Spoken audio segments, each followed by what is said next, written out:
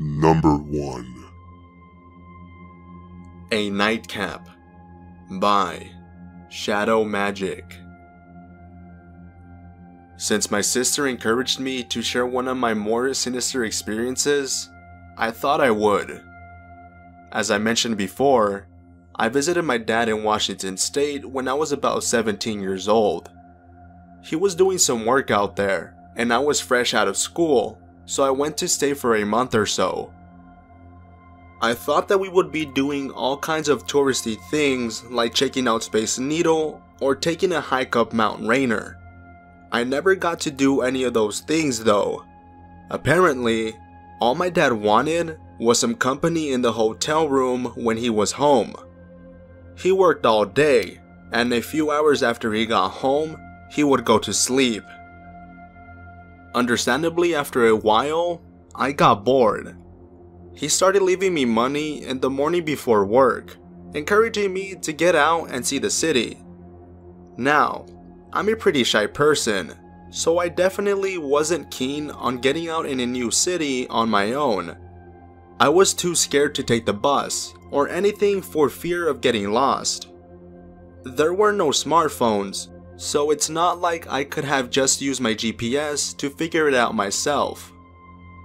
Eventually, I made my way out of the hotel. I walked down to the first store I could find. It was an A&W connected to a convenience store. I went inside and just got a drink. On my way out, I noticed how many unkempt folk were hanging around the store. Most of them had a pretty disheveled appearance, with torn clothes and a bunch of scabs on their face and arms. I just assumed they were homeless. While I was making my way towards the end of the lot, I thought it might be a good idea to ask one of these folk if they knew where I could score some bud. It probably wasn't my best moment, but I was pretty desperate in a new place with no smoke.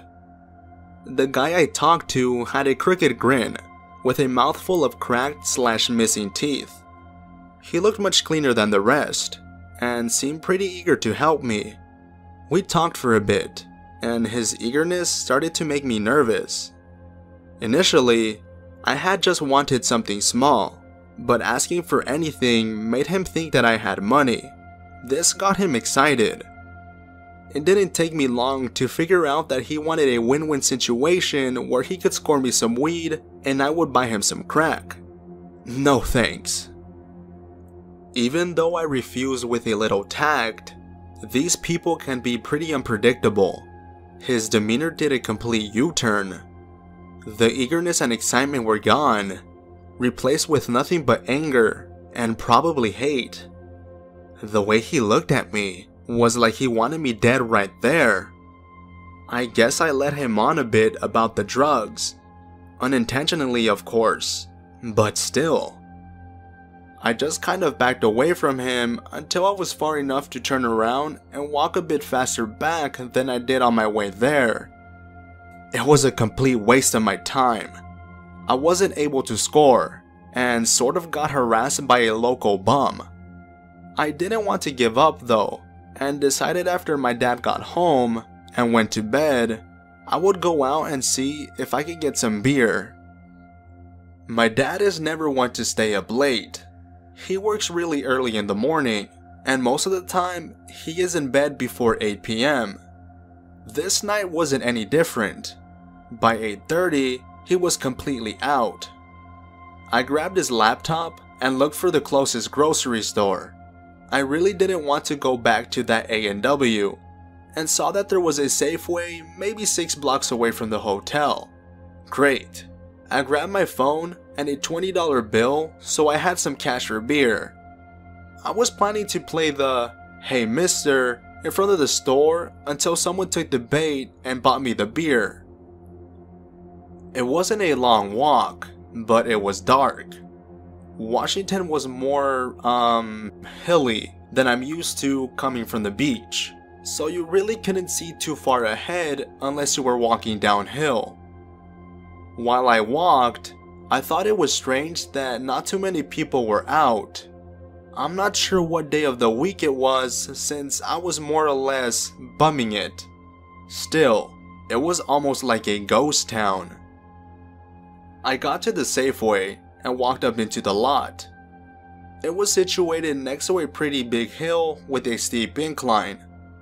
On the side of the building was a flight of concrete steps leading up to the second floor.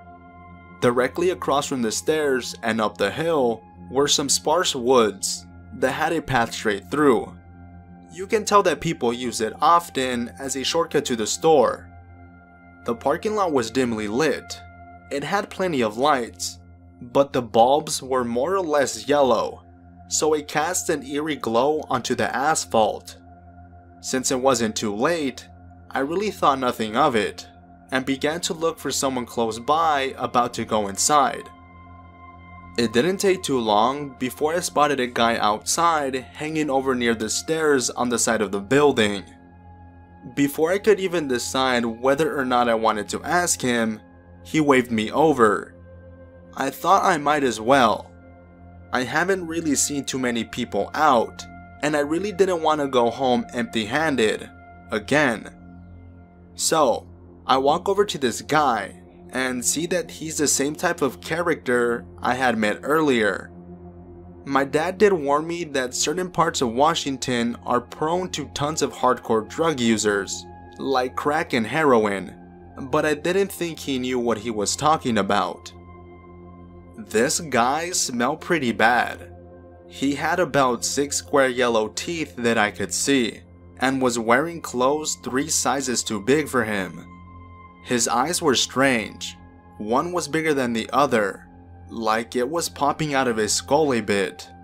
It creeped me out, but I tried not to let him see that he made me nervous. His hair was really long, unkempt and stringy. It just fell limp across his face, and down his chin, all soggy and matted. He asked me for a cigarette, which I didn't have one. His voice sounded like it was a struggle to talk. It was raspy, and had a sort of inflected wheeze to it. The voice shook me more than his eye. I told him that we might be able to help each other if he would do me a favor and get me a 6-pack. So, I offered to buy him some smokes if he got me the beer. He shrugged and held out his hand, so I assumed that meant yes. I gave him my 20 and watched him walk into the store. Since I was underage, I thought it was a good idea to hang out on the stairs around the side of the building. That way no one saw him bring me the goods. I probably sat on those steps for a good 20 minutes or so, before I saw him staggering back. He handed me the beer and $3.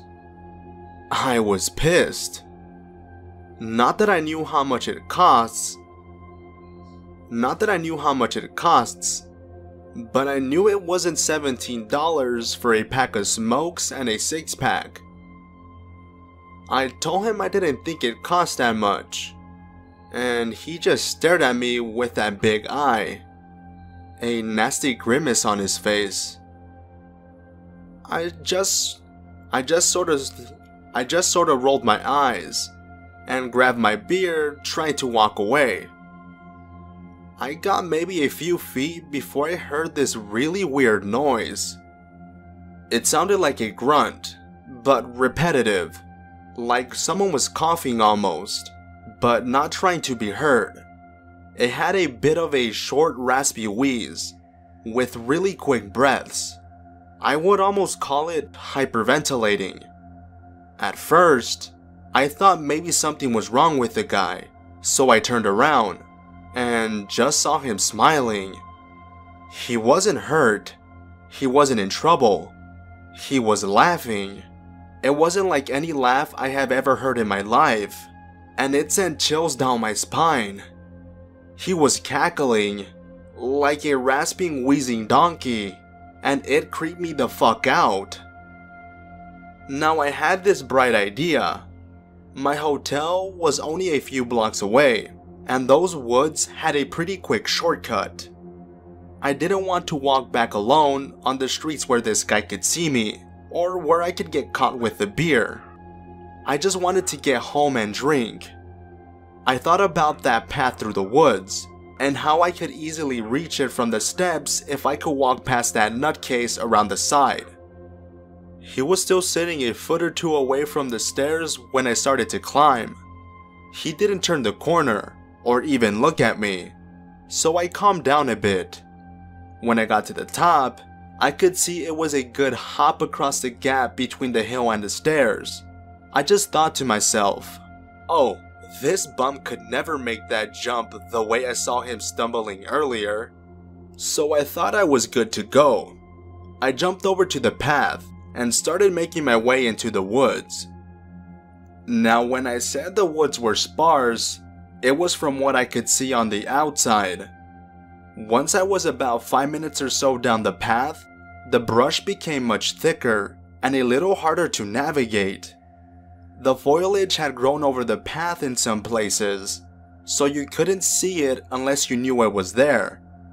I was trying my hardest to follow the dirt spots that shone through the leaves with the light of my phone. After walking a little bit more, I couldn't shake the feeling that I was being watched. It's normal when you're paranoid like me, walking alone in the woods or not. It's just one of those things that makes you nervous. This was different though. My entire body went rigid, and I started getting goosebump waves. Kind of like hot flashes, I guess. But it's like an immediate rush of goosebumps over your entire body.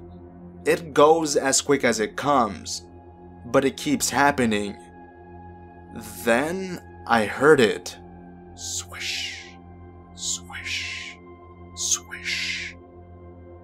I couldn't see anything more than a few feet in front of me, even with the crappy light of my phone. It sounded like something was shifting through the dirt somewhere behind me. It didn't sound like footsteps or anything. It sounded like something was being dragged across the dirt really slowly. I stopped right there and just listened for who knows how long. My entire body was frozen, trying to listen through the sound of the night for something unusual. It stopped, and I eventually shrugged it off as just wood noises and kept walking. Then about 3 minutes later, I heard it again. Swish, swish, swish. This time, it was definitely closer. It was behind me and to my right side a bit. Like I could look over my right shoulder and be staring in the assumed direction of the noise. Now this time, I was sure that there was someone or something there. Even if it was a loose branch or something dragging on the ground, I wanted some peace. I turned around and called out, just the typical, hello? I only did it to try to ease my mind a bit. You know when you call out, the noises stop and no one answers, so you can write it off. But this time, something did answer, and it still gives me nightmares when I think about it. Even when writing this, I'm trying not to shake. My hair is already standing up just thinking about what I heard. At first, I couldn't be sure of what I was hearing. It started as a light whisper, just barely audible.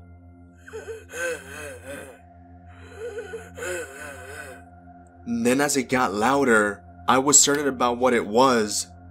I recognized it immediately. I will always recognize it. That laugh. That fucking laugh.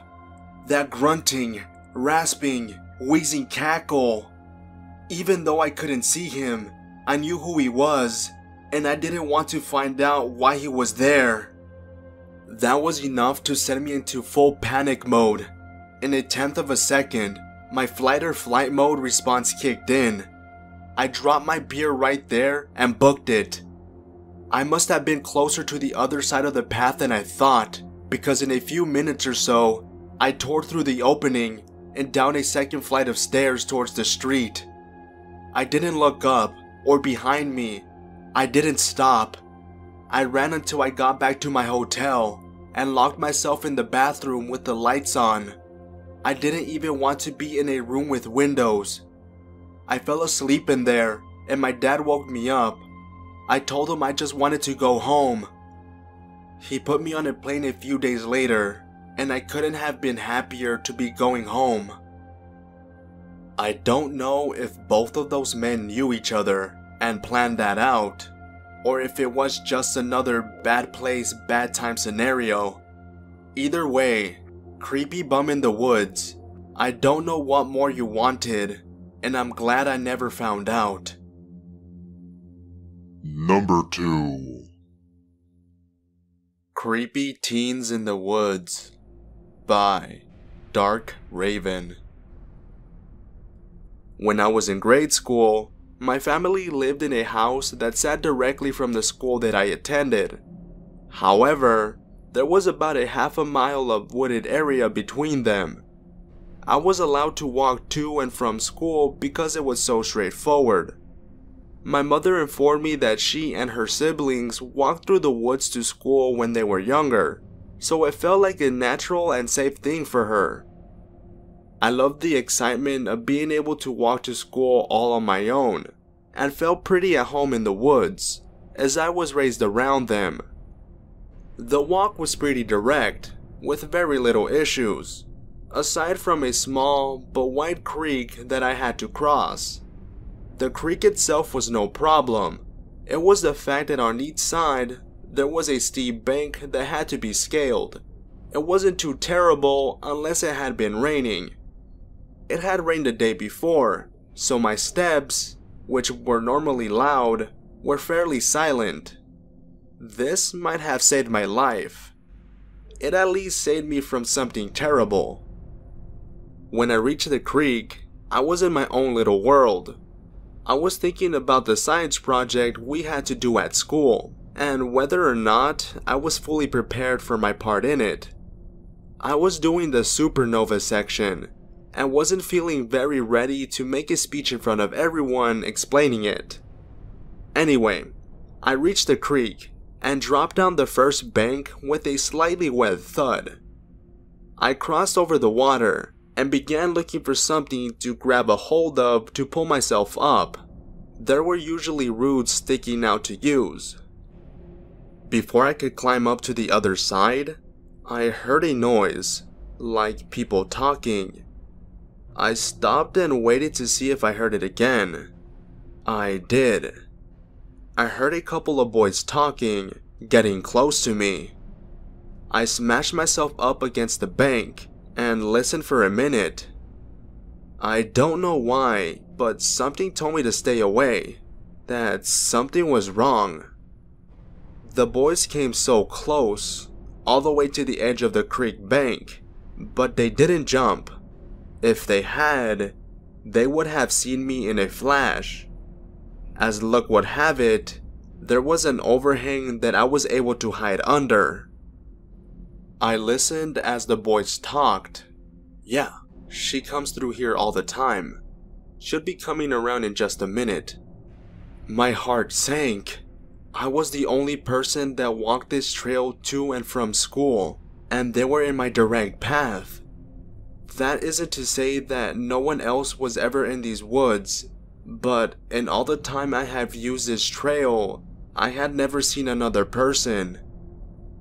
To get to the woods from my house, I had to cross the road and walk through a small flat area with no trees, and from the school side, I had to walk through the school's football field. Anyone from either side could have seen me go in or out of the woods easily. I stood plastered to the wall of mud, waiting for them to catch me, but they walked around a little bit, smoked a couple of cigarettes, and started getting frustrated. Where the fuck is she, man? You said she would be here, so where is she? Maybe she isn't coming to school today. Anyway, We gotta go, or we're going to miss our bus." The high schoolers caught their bus to the high school at the elementary school. This told me two things. One, they were obviously in high school, so they were much older than me. And two, they had some seriously bad intentions towards me. I heard them leaving, but I didn't dare move. I waited for a good 30 minutes or so before I darted out of the creek bed and towards my house. I will never know exactly what those two boys had planned out to do to me that day, and I'm not sure I want to. So, creepy high schoolers waiting in the woods for a little girl. Let's not meet. Number 3. The Woods by The Mechanical Animal. Yes, I know how cliche the title sounds, but I can assure you what happened was 100% true. For reference, at the time, I was a 9-year-old girl, but I still can remember this like it was yesterday. I'm a bit hesitant to share this story, but I feel like it would almost be a relief to get it off my chest, because I know someone will read this and actually believe me for once. Picture the scene. A petite 9-year-old girl gets into an argument with her neighborhood friends, and in a huff, she storms off into the woods. We were no strangers to the woods. In fact, us kids practically lived there. We climbed the trees, we skipped stones on the creek in the summer, and we scared ourselves with ghost stories when it was Halloween. Being able to be independent at such a young age was great, but there was a place we weren't allowed to go. Our parents told us not to go down into the bracken. There were no excuses. Not wanting our privilege of freedom to be taken away, we obeyed. Anyway, I fell out with my friends. Something about not having the right color bracelet. I don't really remember, and in a huff, I stormed into the woods.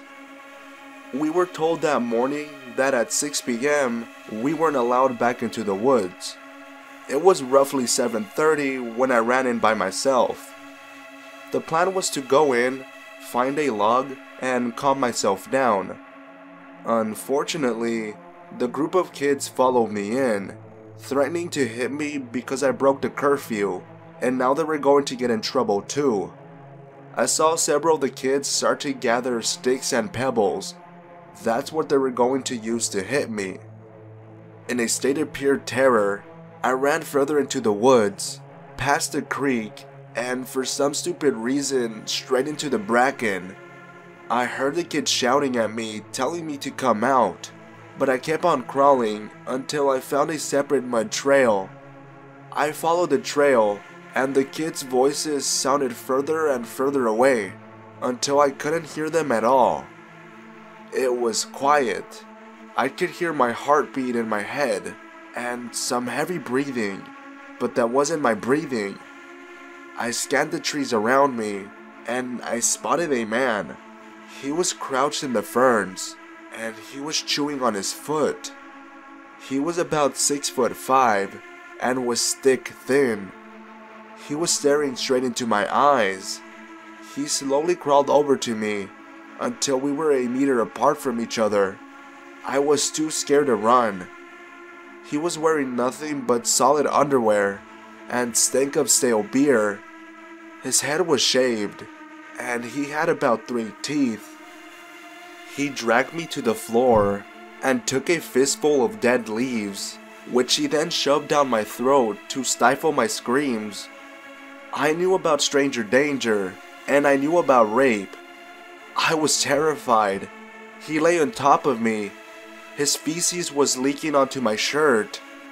He took his weary hands and placed them on my thigh. He moved them down towards my ankles. I heard footsteps above the bracken.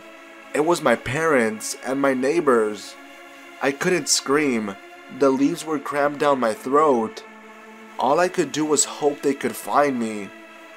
As this was happening, the man panicked. He could have ran right then and there, but instead, he pulled my sandals off and shoved my foot into his disgusting mouth. My painted nails rubbed against his grisly gums. I picked up a stone and threw it into the ferns in an attempt to get my parents' attention. Thank God it worked. But even when my dad jumped down, the man wouldn't stop. He was nibbling on my foot now, and my dad lost it. He attacked this loony, and in a shock, the man bit into my flesh, hard. The man scampered off, and my dad helped me up. When we got home, I told him everything. My mom couldn't stop crying at the state of me. There was her 9-year-old daughter, covered in mud and feces, with one sandal on her foot and a chunk of flesh missing on the other. The police were called, but there was nothing they could do. The man was long gone. I still have the scar on my foot and haven't gone into the woods since. So, the man in the woods who ate my flesh, let's not meet. Number 4. Incident that scared the hell out of me as a kid, by GDNS7. I posted this in another sub a while back, but thought it would fit better here. When I was about 7 years old, my father bought a few hundred acres in southern Mississippi about 1.5 hours west of Mobile, Alabama. He built a small cabin on top of a hill that was in the middle of a large field surrounded by woods. This house was about 5 miles from a paved road. To get to our land, it took nearly 10 minutes of driving down dirt roads from the main highway, which was south of the house. About a 1/4 mile north from the house he built was a small lake, more like a pond. It was about as long as a football field, but wider. To get to the lake from the house, you could take Route A, which was a hard-packed dirt road that was lined with dogwood trees. It was beautiful in the spring. Route B was about 100 yards east of the dogwood lane, and we named it Vampire Trail because it was always so gloomy. The trees blocked out the sun on the brightest days, and it had a slight decline as you walked towards the lake. I say walked because this trail was not for vehicles. Thick woods filled the areas outside and in between both trails. One morning during the fall, my parents and little sister had gone to go get some ice cream and do some shopping. This trip will take them at least an hour or two. I was 10 years old, so I decided to go fishing while listening to Alabama play Mississippi. The game was the usual Bama win, so I thought I could ease the boredom of a blowout by fishing in the well-stocked lake. So I carried my pole, my small radio, and my ice chest. I had an Airedale Terrier named Bully that never left my side, and it was on this day that I realized how awesome he really was. Onto the lake we went. Picture a large oval, roughly the size of a football field but larger, with an L-shaped pier in the southeast corner. Vampire Lane opened up to a severe decline to the shore and then the small pier.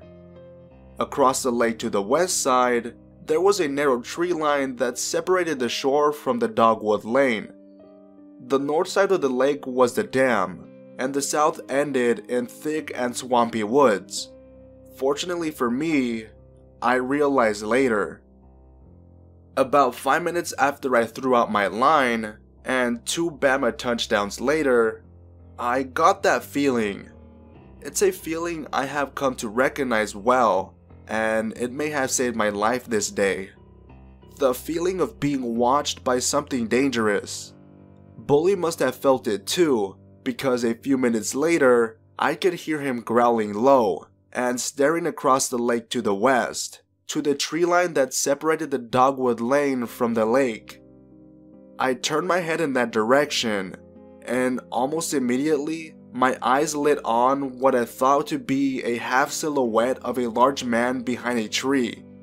It was too far to make out details, but close enough to be sure of what I was seeing. Almost 5 minutes went by, and right before I scolded myself for having an overreactive imagination, the half silhouette moved behind a tree slowly. Bully stood and growled louder, and I told him quietly to stop, and I turned my head north towards the dam while keeping my eyes and attention rooted to that tree. Over the next 10 minutes, which felt like hours, I watched this figure move slowly from tree to tree, always north and facing me. The saying "scared stiff" was something I found to be true. For some reason, I thought it was important that whoever or whatever it was didn't know that I was aware. I finally realized that the figure's path was bringing it closer to the dam, which would make its path to me shorter and easier. My paralysis broke, and I casually put the fishing pole down and started walking towards the vampire lane. As an adult, I was in the army for 11 years as an MP, but not turning around to look over my shoulder during that walk was the hardest thing I have ever done. In my mind's eye, whatever it was screaming across the dam towards me. When I hit the tree line, I broke into a run. As I was running, Bully dashed ahead of me, and my anger turned into admiration as he stopped 20 yards ahead and faced the north until I passed him. He continued this action the entire run home. My dog was watching my back. Just epic. Although I can grasp the awesomeness of this now, at the time, I was so scared that I was literally sick. Even at a young age, I knew that a large man watching and trying to keep up with a 10-year-old was up to no good. When I reached the cabin, I immediately locked the door and got one of my dad's shotguns as well as his .38 revolver. I sat at the large front window with my eyes glued to both of the trail openings and the woods between them. My family returned shortly after, and for some reason, I did not mention what happened. I never felt safe there again. When me and my friends or my little sister wanted to go anywhere other than the area around the cabin, I made sure my parents were with us. What scares me the most is the fact that our closest neighbors were about 2 miles northwest of us, with thick woods in between as the crow flies. Who or what the hell was watching me from the woods that day? Guess I'll never know. I sometimes wish I could go back then as a grown man with military training as I am now. Bully lived a full life and was put to sleep peacefully as a very old but great dog. The best dog I have ever known. Edit. My dad sold the land a few years after this incident and bought a beach house on the beautiful Gulf Coast. I didn't mind. Number 5. The Smoker in the Woods by Bringer of the Nachos. This story happened about 2 years ago while I was in university working on my degree in biology. I had signed up for a trip to gather samples for an experiment some students in the ecology department were going to run.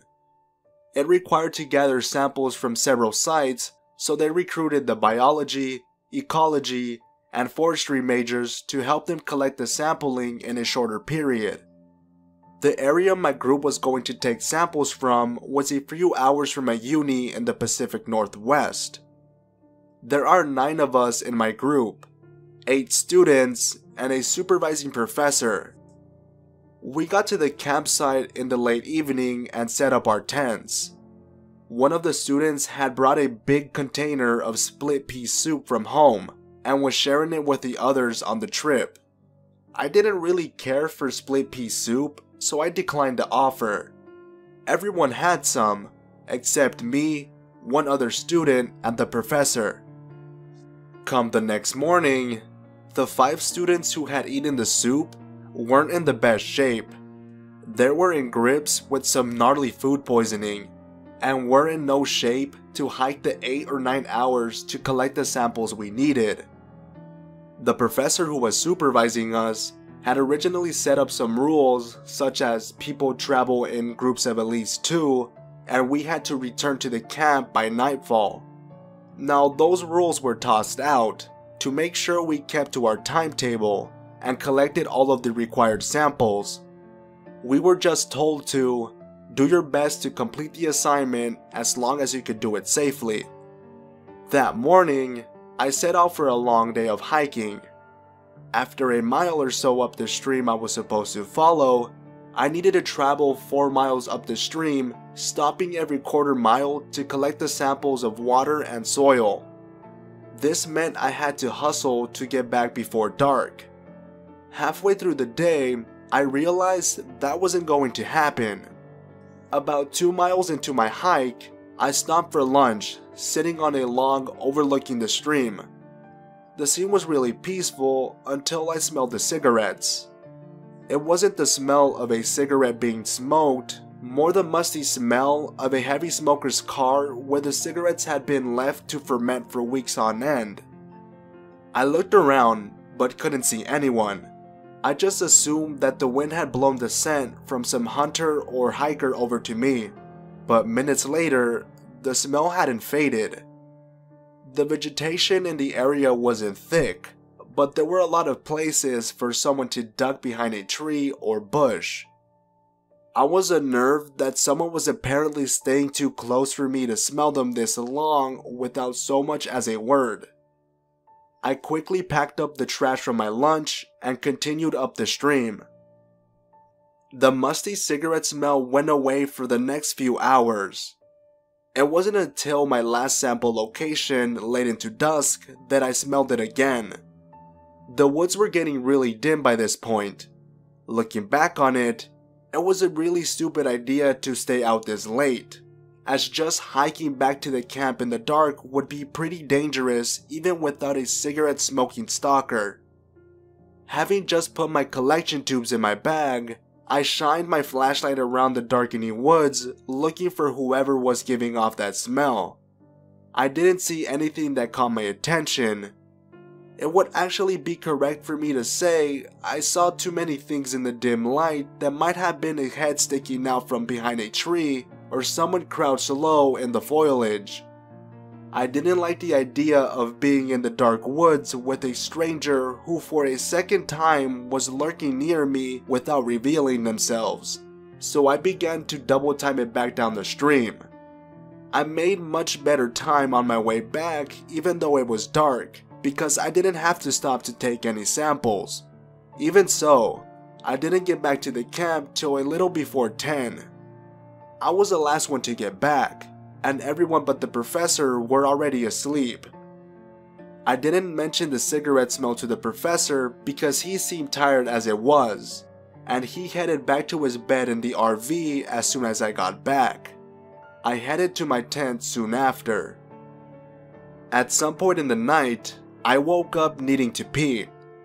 I decided to head up into the woods to do my business, as I knew some of the other students were still feeling ill and needed the RV toilet for more urgent matters than just having to take a leak. I walked about 100 feet into the woods, found a tree, and did what I needed to do. As I turned back to the camp, something caught my eye. Somewhere off in the woods was a tiny red glow. I was confused as to what it was until it flared momentarily, and I realized it was the cherry of a cigarette. I stood there for a while, watching the red ember glow, fade, then move slightly closer to the ground as whoever was smoking it would take it out of their mouth. Not being able to see the person, I just assumed they were watching the camp.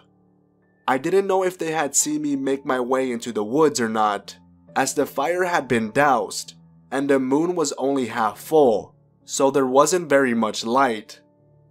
I made my way slowly back to the camp as quietly as I could, and entered the RV to wake up the professor.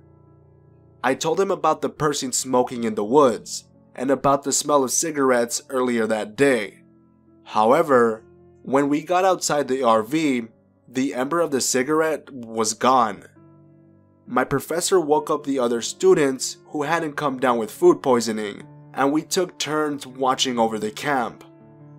I didn't see or smell anything when I was on guard duty, and went back to sleep when the professor woke up for his turn. In the morning, the professor, the other students, and I went to where I guessed the smoker had been standing the night before, and sure enough, we found about 10 cigarette butts on the ground next to a tree. The tree itself looked like someone had been twisting and stabbing a knife or other sharp object into it, as the bark and the outer layers of wood had been damaged and chipped away. The professor decided that the group should head back that day, even though we hadn't collected all the samples we were assigned to, just to be on the safe side. We packed up camp and drove down the thin dirt trail without incident.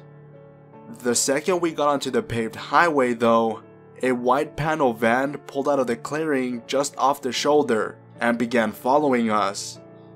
The van stayed behind us all the way back, pulling off the highway when we did, taking the same surface streets as we did, and only stopped following us when we turned onto the road leading to our university campus. Everyone was freaked out by this, but it was 9 at night on a weekend, so the security office on campus was closed. We decided to unload the RV and call it a night, as the van hadn't followed us onto campus. I offered to help the professor catalog and store the collection tubes from our trip, so it was another couple of hours before I had left the biological science building and started heading towards the dorm that I live in. I stepped outside into the cool night air and began walking, my professor having left the building in the other direction to get to his car and drive home. It was a couple dozen feet outside the building, which was now locked, when I was hit with the musty smell of old cigarettes. I looked around, and about 25 yards in the darkness of the footpath, I saw the cherry of a cigarette smoldering away.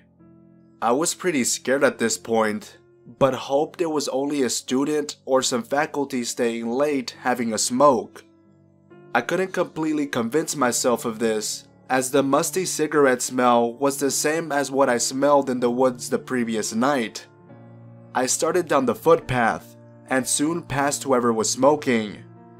100 feet or so later, I look over my shoulder, and saw the cigarette cherry bobbing in the darkness. The smoker was following me. This creeped me out a bit more, but I still held it together.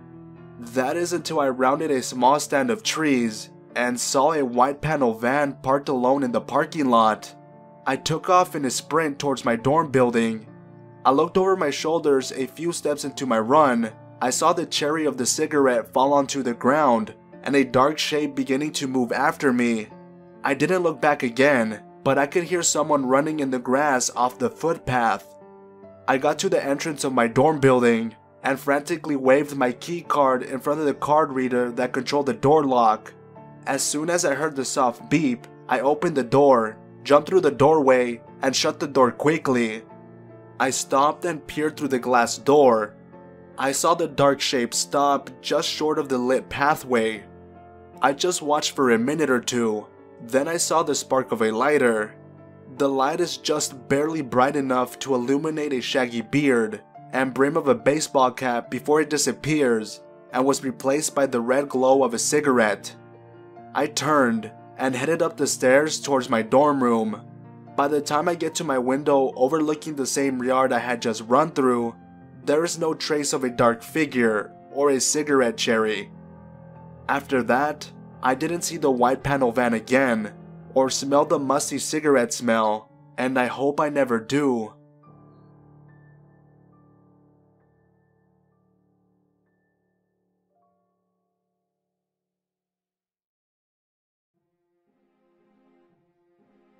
Hey guys, Psychotic Maniac here. I know how much you guys love forest stories, so I found some more for you guys. I love camping and going for a good hike in the woods, but I'll be taking some protection just in case. If you guys didn't know, I have social media. It's always in the description. I will be using it more frequently now, so I hope to see you there. If you guys enjoy creepy content, then I have a request for you. Help YouTubers like myself keep YouTube creepy. Watch, like, and share our videos. Also, it would be awesome of you to support our channel through Patreon. Notice how I said our? All the content I make is for you guys. Even if you decide to donate just $1, it would be much appreciated. Let's keep YouTube creepy. Thanks for watching, be safe, and remember, everyone is a tad bit insane.